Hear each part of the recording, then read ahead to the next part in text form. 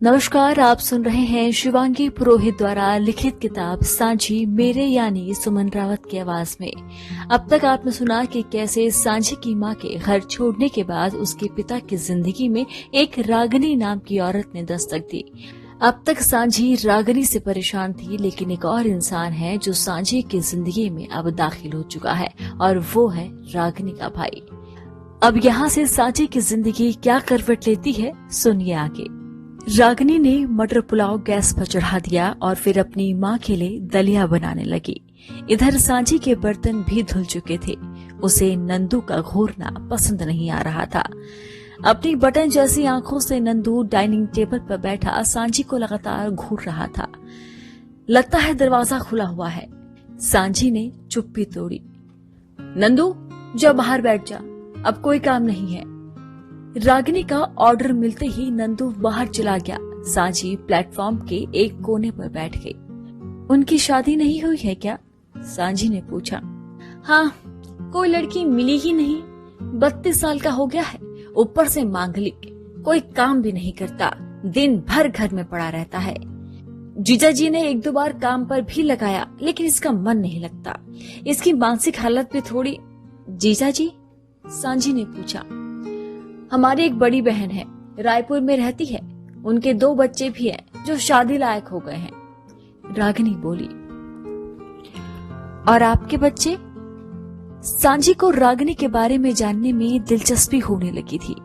रागिनी हल्के से हंस दी। मैं वर्किंग वुमेन थी। घर का खर्चा मेरे पति अकेले नहीं उठा सकते थे। प्राइवेट जॉब थी, इसीलिए शादी के 3 साल तक बच्चे ना करने का सोचा। लेकिन फिर शादी के 2 साल बाद एक एक्सीडेंट में उनकी मौत हो गई। रागिनी ने कहा। तभी रागिनी का फोन बजा। जल्दी करो भाई, मुझे ऑफिस जाना है, राजीव बोले। बस निकल रहे हैं, ये कहकर रागिनी ने फटाफट राजीव का टिफिन लगाया और अपने लिए भी रखा। माँ का दलिया एक डिब्बे में पैक किया और सामान थैली में डालकर वो नंदू को साथ लेकर चली गई। अगले दिन भी वही हुआ। रागिनी का खाना बनाकर ले जाना, नंदू का हफ्सी आंखों से सांझी को देखना और राजीव का देर रात घर आना, सुबह तैयार होकर वापस अस्पताल जाना। सांझी ने इन सब चीजों को दिमाग पर नहीं लिया, क्योंकि उसका मन तो ये सोच सोच कर खुश हो रहा था कि वंश आने वाला है। बुधवार को सांझी का रास्ता साफ हो गया। रागिनी की माँ अस्पताल से डिस्चार्ज हो गई। राजीव की कोई जरूरी मीटिंग थी। सांझी के पास 4 घंटे थे। राजीव के ऑफिस जाने के बाद सांझी ने घर के सारे काम फटाफट खत्म किए और तैयार होकर पार्क की तरफ चली गई। दोपहर में पार्क में ज्यादा कोई होता नहीं है। वंश वहीं सांझी का इंतजार कर रहा था। सांझी दौड़कर वंश से लिपट गई। दोनों एक दूसरे से मिलकर बहुत खुश हुए और फिर हाथ पकड़कर वहीं आम के पेड़ के नीचे बैठे रहे। वंश ने सांझी के हाथ को सहलाते हुए कहा, तुम अब खुश हो ना? बहुत खुश, क्योंकि तुम साथ हो, सांझी बोली। वंश को मजाक सूझा। तुम साथ हो या ना हो, क्या फर्क है? बेदर्द थी जिंदगी, बेदर्द है। सांझी ने वंश को मारना शुरू कर दिया। अरे मजाक कर रहा था, सॉरी, कहकर सांझी को गले लगा लिया। सांझी ने आंखें बंद कर कहा, जी करता है जिंदगी यहीं थम जाए। जिंदगी थमने के लिए नहीं, आगे बढ़ने के लिए है। हम साथ जिएंगे, साथ आगे बढ़ेंगे, वंश ने कहा। सांझी मुस्कुरा दी। वंश ने सांझी को एक बड़ी सी चॉकलेट दी। सांझी ने वहीं बैठे बैठे सारी चॉकलेट खा ली। वंश उसे एकटक देखता रहा। मेरी चॉकलेट पर नजर मत लगाओ, सांझी ने कहा। वंश ने हंसकर उसके गाल पर थपकी मारी और कहा, मेरी जलेबी। फिर सांझी ने वंश के बाल हाथ से बिखरा दिए और कहा, मेरा गुलाब जामुन। अच्छा, अब चलो, 3 बजे का अपॉइंटमेंट है डॉक्टर का, वंश ने सांझी से कहा। सांझी वंश के साथ डॉक्टर के पास गई, जहां उसकी आंखों की जांच हुई और बाकी टेस्ट हुए। डॉक्टर ने माइग्रेन बताया और चश्मा बनवाने को भी कहा। सांझी और वंश दोनों दवाइयां लेकर बाहर आ गए। यदि पहले ही डॉक्टर को दिखा दिया होता तो इतनी प्रॉब्लम नहीं बनती, वंश ने कहा। इसमें मेरी क्या गलती है? सांची ने तुतला कर कहा। ना बच्चा, कहकर वंश ने सांची को गले लगाया और फिर उसे घर जाने के लिए ऑटो में बिठा दिया। 3 दिन में सांची का चश्मा भी बन गया। अब वो चश्मा पहनकर खूब सारी फोटो खींचती थी। उसे अब किसी बात की फिक्र नहीं थी। वो सोचती जो चल रहा है चलने दो। अब उसे कोई फर्क नहीं पड़ रहा था कि पापा शराब पीकर क्या कर रहे हैं, रागिनी घर आकर क्या कर रही है और घर में क्या हो रहा है। जब पापा बड़बड़ाते तो वो अनसुना कर देती। रागिनी आती तो वो अपने कमरे में चली जाती। वंश ने उसे परेशानियां इग्नोर करना सिखा दिया था। अब सांझी अपने कमरे में लेटी वंश से बातें किया करती और पंखे को निहारती रहती। कब दोपहर से शाम हो जाती पता ही नहीं चलता। अब तो वीडियो कॉल का फंक्शन मोबाइल में आ चुका था। सांझी खाना बना रही होती और वंश उसे देखता रहता। दोनों एक दूसरे को देखते नहीं थकते थे। एक दूसरे को लाइव आमने सामने देख पाने के कारण दोनों का प्यार 10 गुना बढ़ गया था। अब जब बहुत दिनों से सांझी की जिंदगी में कोई हलचल नहीं हो रही थी तो एकदम से बड़ा वाला बम तो फूटना ही था।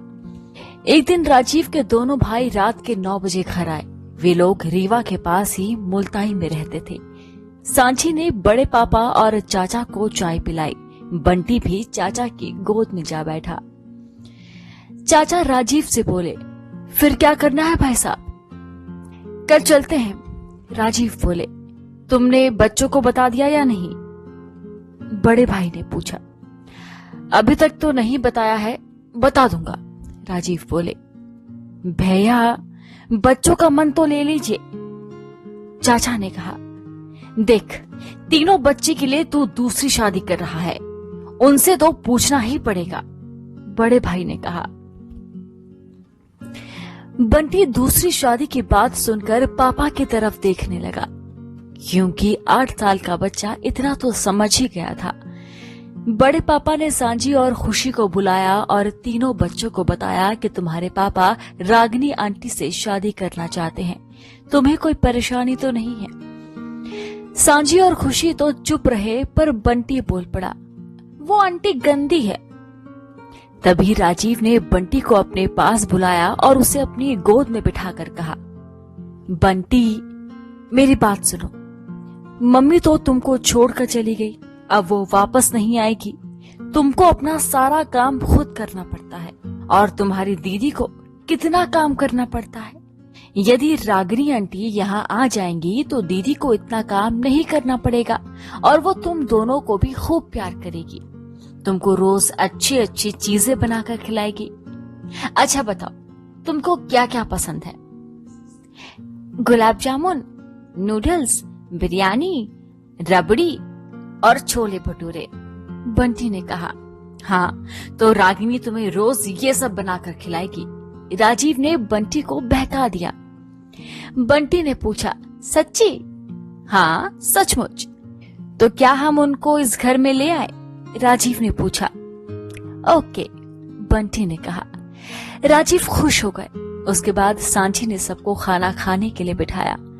खाना खाते वक्त तीनों भाई कल रागिनी के घर जाने की बात करने लगे कि क्या क्या लेकर जाना है। खाना खाकर बच्चे तो सो गए, लेकिन तीनों भाई देर रात तक ड्राइंग रूम में बैठे बातें करते रहे।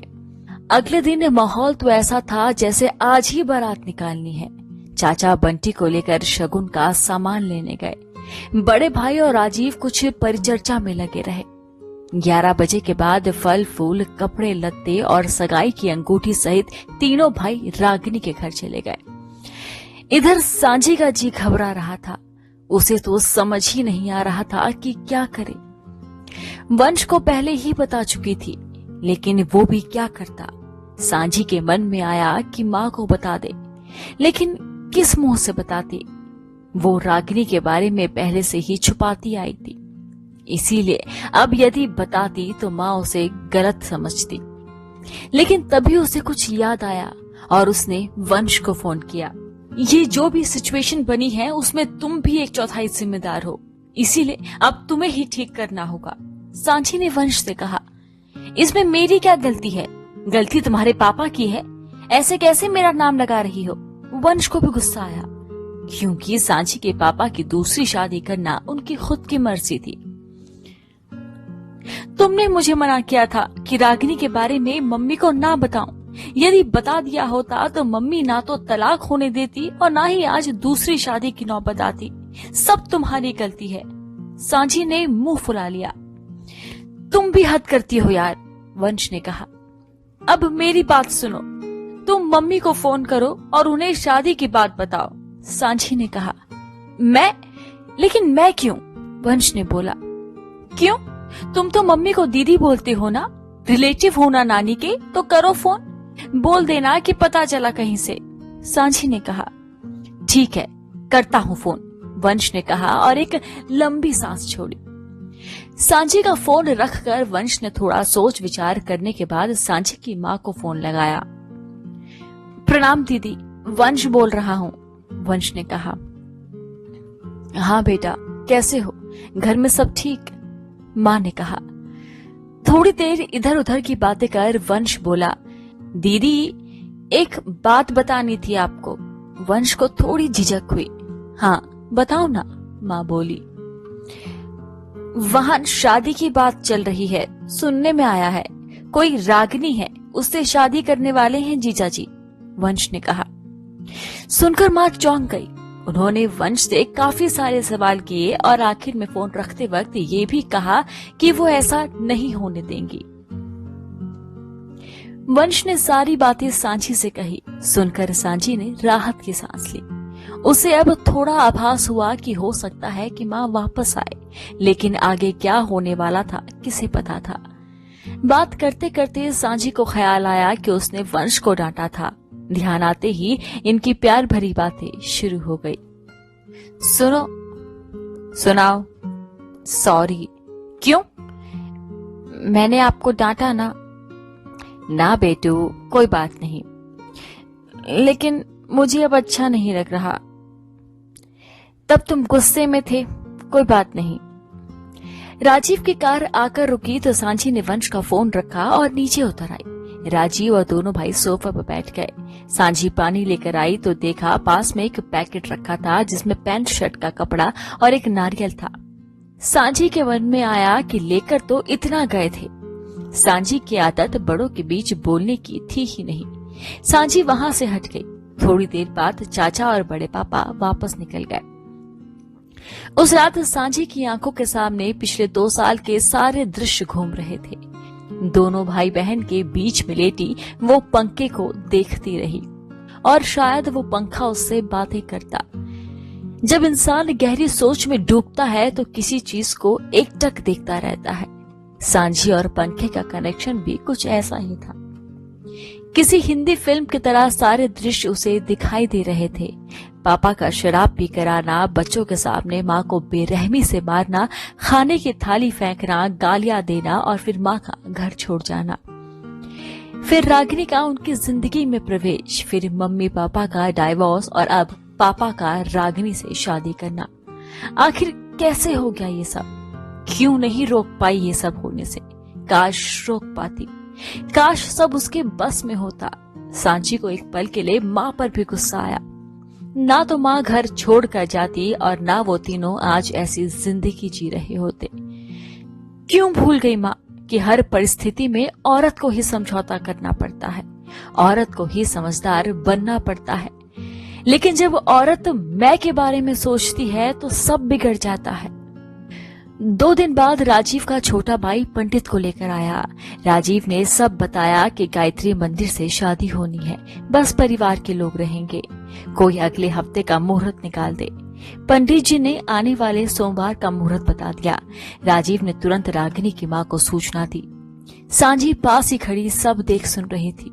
उसे अंदर से सब कुछ अजीब लग रहा था। पंडित जी के जाते ही राजीव और छोटे भाई विचार विमर्श करने लगे। सांची के पापा राजीव दूसरी शादी करने की तैयारी में थे। सांची को डर लग रहा था, लेकिन एक उम्मीद थी कि माँ इस शादी को रोक लेगी। क्या वाकई में सांची की माँ राजीव की शादी को रोक पाई? ये जानने के लिए सुनते रहिए सांची मेरे यानी सुमन रावत की आवाज में।